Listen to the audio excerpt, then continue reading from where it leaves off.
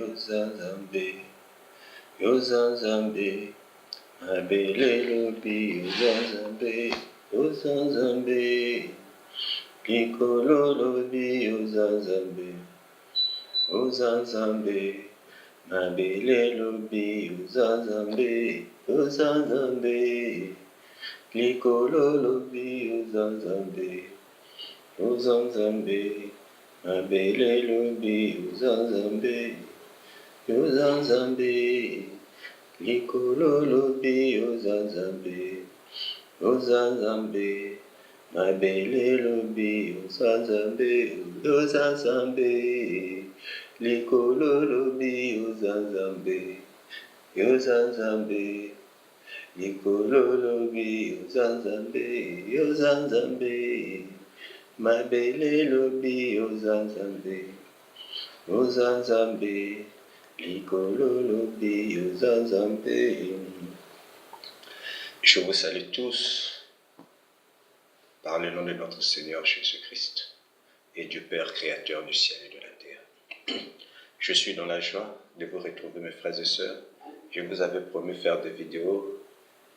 Je ne sais pas pris par quel esprit et j'ai tenté autant de fois pour envoyer la vidéo. Le format ne coïncidait pas, puisque je le faisais souvent sur MacBook, et ça m'a beaucoup compliqué, comme je ne suis pas fort en informatique. Et je suis dans la joie de vous dire que je suis toujours parmi vous. C'est vrai que ces derniers temps, je ne suis pas en train de poster des messages, je ne suis pas en train de poster des paroles de Dieu pour nous édifier. Ces jours-ci, vous êtes très affamés et comme dit les Écritures que l'homme ne vivra pas seulement du pain, mais de toute parole qui sort de la bouche de Dieu. Je crois que la parole de Dieu, c'est une nourriture efficace, c'est une nourriture lourde pour notre corps, pour notre organisme. Ça nous donne de l'énergie, ça nous donne de la force. Nous devons vivre avec la parole de Dieu. Avant que je m'engage sur des thèmes que je prévois, que je suis en train de préparer, j'aimerais vous dire que il n'y a qu'un seul Seigneur et Sauveur, il n'y a qu'un seul prophète des prophètes, c'est Jésus-Christ de Nazareth. Il n'y a pas d'autre Dieu, il n'y a pas d'autre prophète. C'est vrai, il y aura d'autres prophètes, mais Jésus-Christ est au-dessus de tous les prophètes. Il est au-dessus de tous les serviteurs. Et ne pas croire en Jésus-Christ, c'est être un antichrist. C'est ça, lorsqu'on dit que tu es un antichrist, ça veut dire que tu ne crois pas en Jésus-Christ. C'est pas autre chose. Et tu ne crois pas en Jésus-Christ, tu crois à un autre Dieu, tu crois à un autre prophète, tu crois à un autre sauveur. Je me suis fait une réflexion quelque part lorsqu'on me dit que il y a beaucoup de prophètes, il y a d'autres prophètes, il y a des gens qui ont leur, il y a des frères et des sœurs qui ont leur prophète en dehors de Jésus-Christ qu'ils suivent. Mais moi je me dis, je me suis posé cette question-là. Quelle est la nature de votre prophète? Quelle est sa naissance? Quelle est son enfance? Est-ce que le prophète que vous croyez a une vie cachée? Parce que être prophète, un envoyé de Dieu, être supérieur de tous les prophètes, tu dois avoir une vie cachée. Vos prophètes là, avant qu'ils soient formés dans le ventre de leur mère, quelqu'un avait eu une prophétie que Dieu est en train d'envoyer un prophète qui viendra. Quelqu'un avait eu le message de l'ange pour venir annoncer à sa maman, à son père, regarde, en telle année naîtra un enfant qui sera un envoyé de Dieu, qui va apporter un message sur la terre. C'est ça ma question. Parce que tel que nous connaissons tous, l'ange Gabriel avait visité Marie. étant vierge. Mais votre prophète n'est pas né d'une vierge. Étant vierge, conçu, étant vierge. Mais votre prophète a été conçu, sa maman était déjà déviergée. C'est ça la différence. C'est parce que vous ne connaissez pas la vie de Jésus-Christ, le mystère de Jésus-Christ. La Vierge Marie a conçu du Saint-Esprit. Étant toujours vierge, elle était enceinte. Ça, c'est le premier mystère. Le deuxième mystère de Jésus-Christ, parce que le premier, c'est l'annonce de la venue de Jésus-Christ. Et si vous lisez le prophète Ésaïe, si vous lisez David, depuis l'Ancien Testament, l'arrivée de Jésus-Christ a été annoncée. Mais regardez votre prophète. Combien de siècles ou combien de décennies sa venue a été annoncée? Je ne pense pas. Mais la venue de Christ a été annoncée depuis l'Ancien Testament et s'est accomplie dans le Nouveau Testament.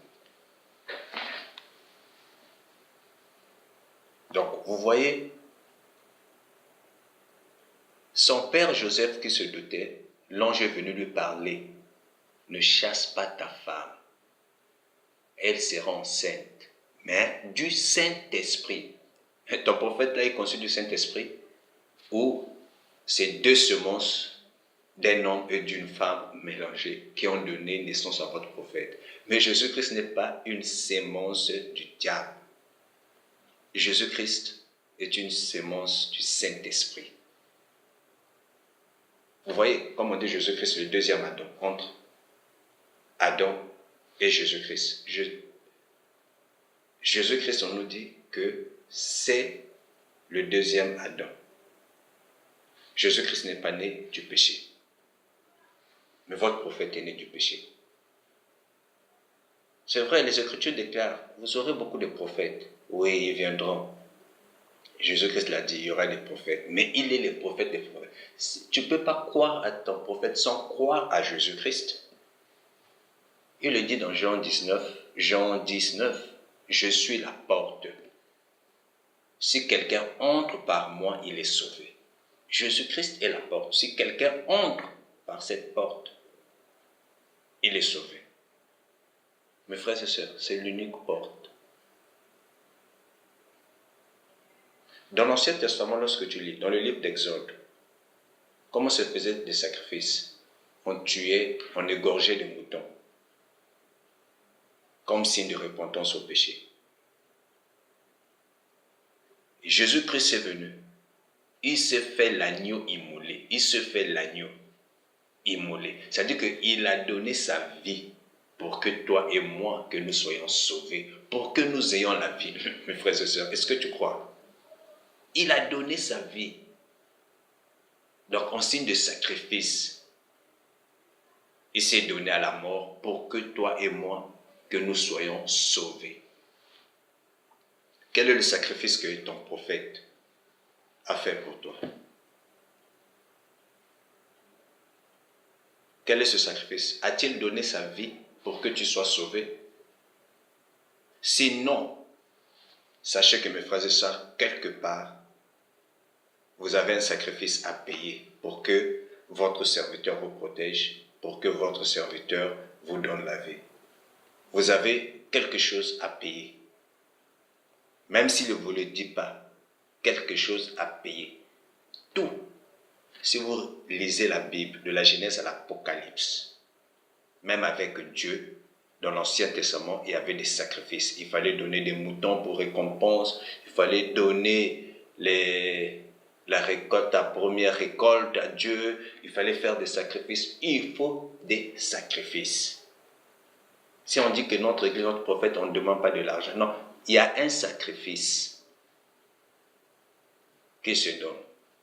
Et vous verrez, il y a des frères et sœurs qui sont surpris parfois, c'est la mort d'un enfant, d'un parent, on lui vole les enfants comme ça, on arrache son père, sa mère, ses frères et sœurs comme ça, sans le savoir dans l'ignorance, ou bien il t'a protégé, ton prophète a fait des trucs, tu es élevé dans ton boulot, et après, on te demande de donner l'âme, le sacrifice. Il te demande, où est mon sacrifice?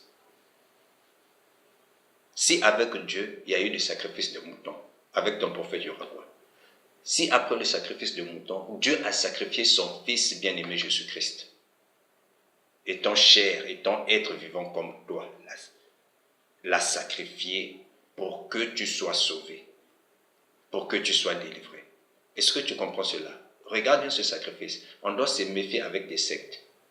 On doit se méfier avec vos religions. Méfiez-vous. Il n'y a rien pour rien sur cette terre. Même Dieu, tu sers Dieu, il dit, notre Dieu n'est pas ingrat pour oublier votre travail. Ça veut dire que si tu te sacrifies pour Dieu, un sacrifice, Dieu va te récompenser. Il n'y a rien pour rien. Quelqu'un ne peut pas te donner comme ça gratuitement. Si je te partage, j'ai un amour pour toi. Si je prie Dieu, j'ai quelque chose que j'attends auprès de Dieu. Le sacrifice est un thème que nous allons débattre. Notre vie est faite de sacrifices. Ta vie est faite de sacrifices. Il faut te sacrifier. Même le boulot que tu as là, tu te sacrifies. Tu dois t'accorder à 5 heures du matin. Tu dois aller des kilomètres et des kilomètres pour aller travailler. Et tu passes 8 heures du temps à travailler. Au bout des efforts, tu ne vas pas là-bas croiser les bras. Sinon, on va t'enlever. À la fin du mois, tu n'auras pas de salaire. Est-ce que tu comprends? Toi, pour avoir de l'énergie que tu puisses marcher, ta femme doit faire un sacrifice, doit aller au marché,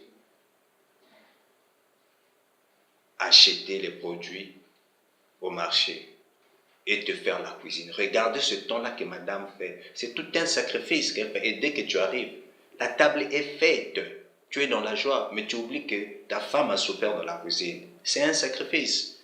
Et toi, l'homme qui perd tout le temps au boulot, tu rentres le soir tout fatigué. C'est un sacrifice. Et à la fin, tu es récompensé. Ne me dis pas que ton prophète là, prêt pour toi, contrôle ta vie gratuitement. Non, il y a un sacrifice. Il y a un sacrifice, mes frères et sœurs. Un franc-maçon me disait, Serge, si tu viens chez nous, tout est gratuit, on vous trompe, on ne demande pas le sang, il n'y a pas de sacrifice chez nous. Je lui ai dit, mon frère, tu sais, même avec Jésus-Christ, il y a un sacrifice. Combien de fois dans votre secte? Même avec Jésus-Christ, pour que Dieu te récompense, pour que tu aies le salut, tu dois te sacrifier, tu dois donner ta vie à Jésus-Christ. Il a dit, donnez votre vie en moi, abandonnez le monde et donnez votre vie auprès de moi. Ce n'est pas un sacrifice. C'est donner à Jésus-Christ, ce n'est pas un sacrifice. Prier nuit et jour, jeûner, fuir le péché, fuir le mal, fuir la haine, la division. Lire la Bible, l'adorer, le louer, ce n'est pas un sacrifice. Tout dans cette vie, mes frères et sœurs, tout dans cette vie exige un sacrifice. Toi qui étudies, qui vas à l'école, si tu n'étudies pas, tu ne te donnes pas corps et âme, tu n'auras jamais de diplôme, tu ne seras jamais un cadre. Nous avons étudié, nous étions à l'école, nous avons fait tout un sacrifice. Parfois, on blanchissait des nuits pour travailler, dans le but de réussir. Donc, le succès, c'est au bout du sacrifice. Ne vous trompez pas. Si tu veux que Jésus-Christ puisse te récompenser, que tu puisses avoir quelque chose, le succès, la réussite,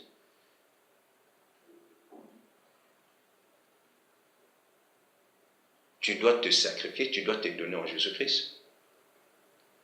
Il nous a dit pour nous les chrétiens, ceux qui ont Christ, je parle pour ceux qui ont Christ, non, ceux qui veulent avoir Christ, parce que ce n'est pas tout le monde qui a Christ, bien que vous allez à l'église, mais tu n'as pas Christ, tu vas à l'église, tu n'as pas Christ. Il dit dans Josué 1:8 que ce livre de la loi ne s'éloigne point de ta bouche, médite-le nuit et jour, et marche selon ce qui est écrit dedans, et sois fidèle. Ainsi, tu auras du succès dans ta vie et tu réussiras. Point, c'est la Bible. Les Écritures, la parole de Dieu. Voilà d'où vient le succès et la réussite. C'est dans ce livre de la loi. La réussite est là, le succès est là avec Dieu. Mais tu dois obéir. Tu dois être obéissant. Tu dois aimer Jésus-Christ. Tu dois marcher selon sa parole. Tu dois marcher selon ce qui est écrit. Et tu verras le succès venir. Tu verras le bonheur.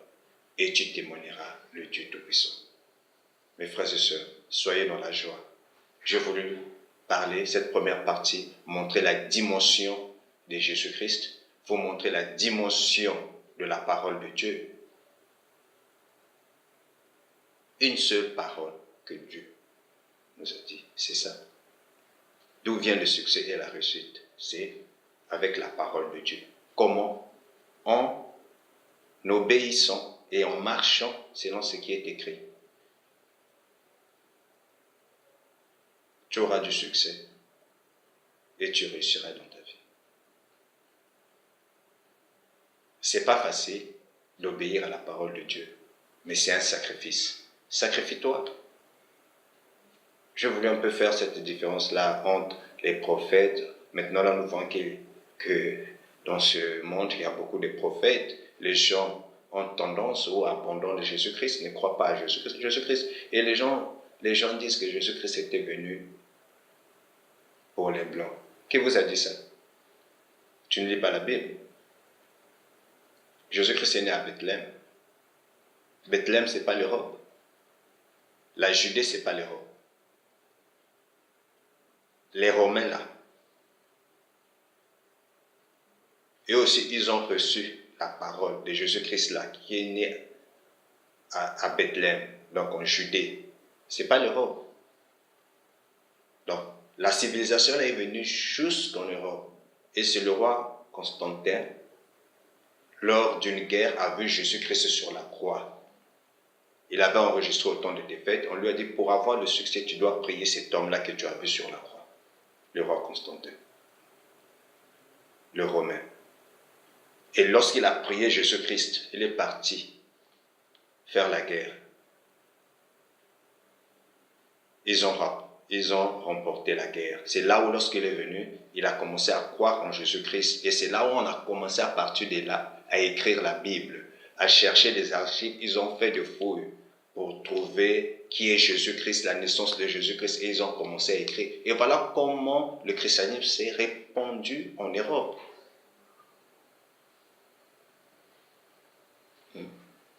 Les apôtres de Jésus ont marché en Afrique. Ils étaient en Éthiopie. Ils étaient en Égypte. Servant de ce peuple d'Israël qui était en esclavage en Égypte. Donc, ce couloir-là entre l'Israël et l'Afrique, c'était comme ça.